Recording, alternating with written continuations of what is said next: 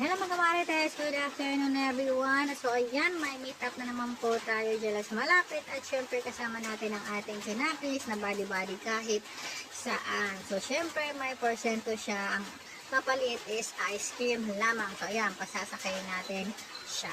So tara let's, sinumit na natin si Sir pati si Madam sa ating meeting place. Malaking tulong po ang air compressor na ito sa biyahe natin dahil minsan nagbabiyahe tayo ng madaling araw, gabi or anumang oras yan is naplaplatan tayo at hindi natin alam kung saan tayo maghahanap ng vulcanizing. So ako ganun ang napagdadaanan ko. So bumili rin ako at ginamit ko sa aking sasakyan. So anytime na maplatan, kaya niya talaga. So isang gulong na kaya niyang bigyan ng hangin.